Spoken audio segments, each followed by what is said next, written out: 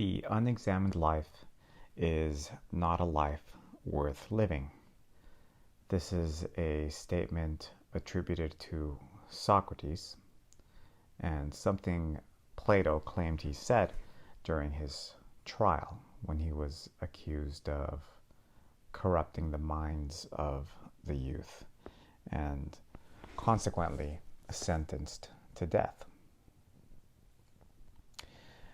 Socrates was someone who was actively engaged in trying to dispel delusions and also free people from their ideological possession.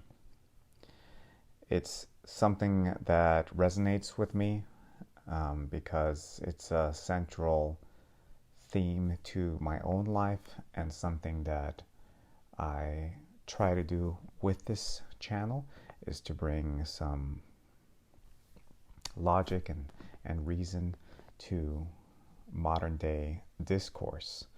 And I have a series called Post-Truth Delusions where I pick really hot topics and try to dispel common misconceptions.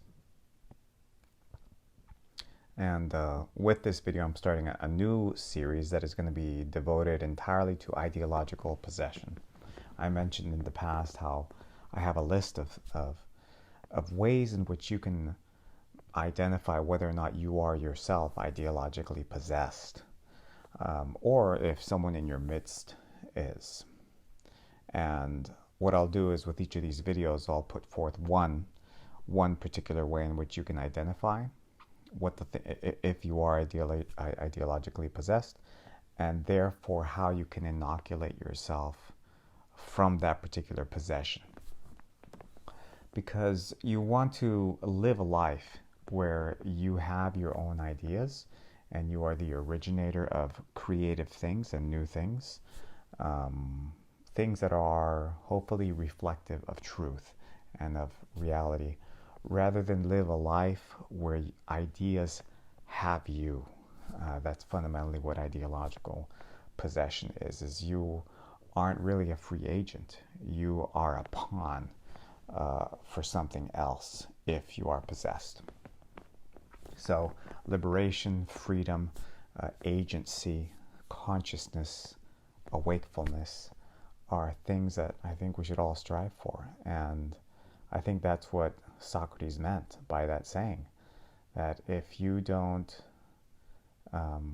truly and sincerely examine yourself, you will not be able to dispel yourself from a lot of lies and free yourself so that you can see clearly, so you can see crisply and be able to devote full attention to life.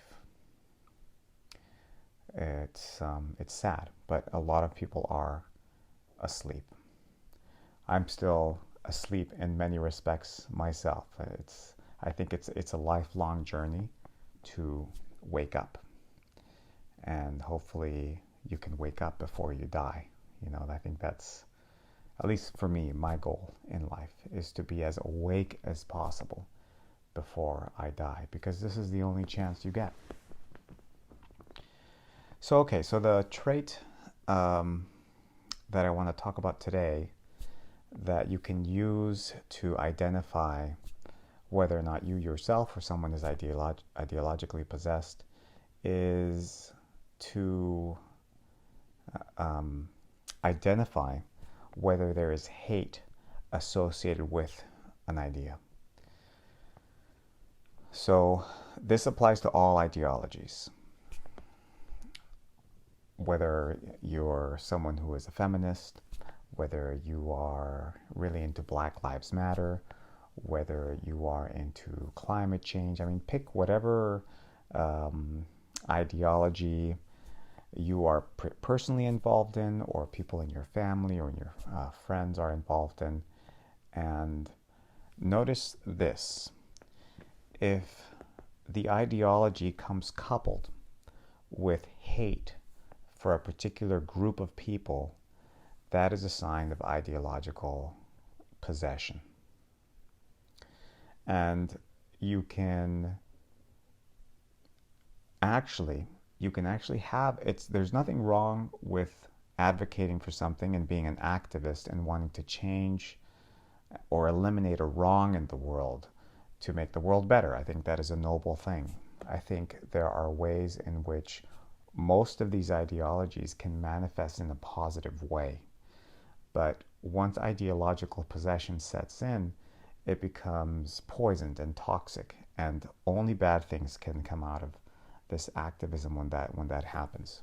So, for example, in the realm of feminism, you will find that when the person becomes ideologically possessed by that movement, it comes coupled with hatred toward men.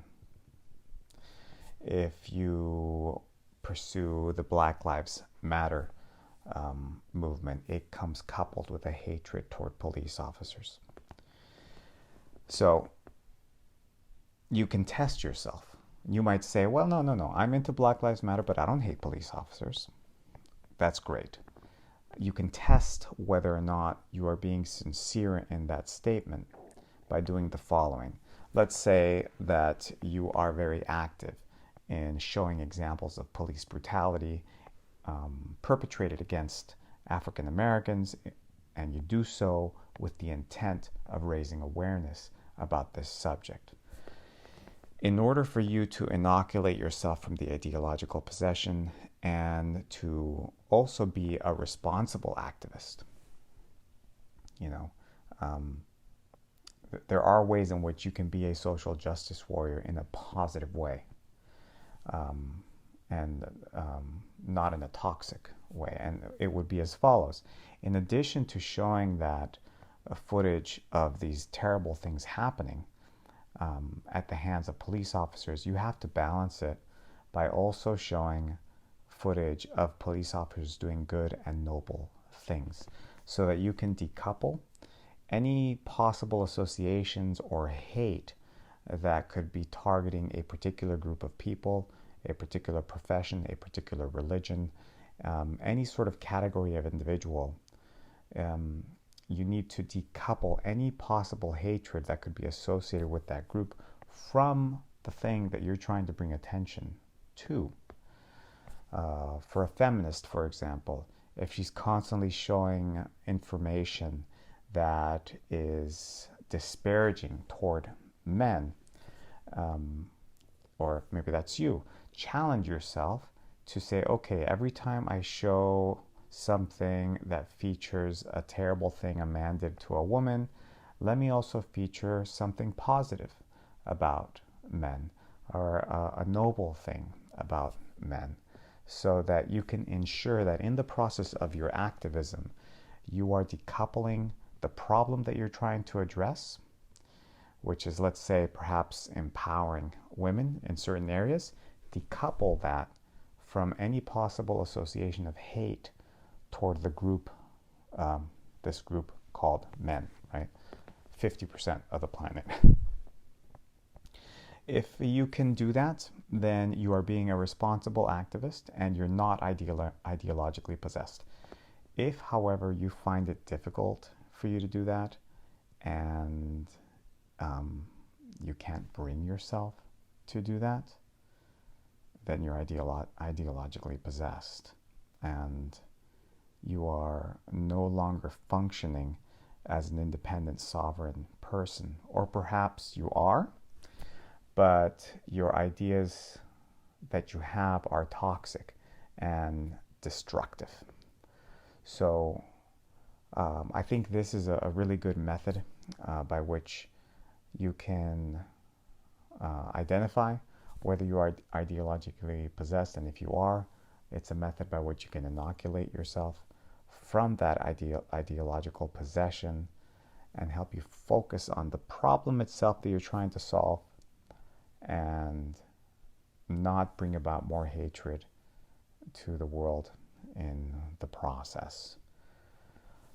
I hope that was helpful. That is one of many ways in which you can identify whether you or someone else is ideologically possessed, and therefore also a way in which you can rid yourself of that toxicity and hopefully bring about more positive change into the world through your activism and through your efforts to bring about positive change. Thanks for watching.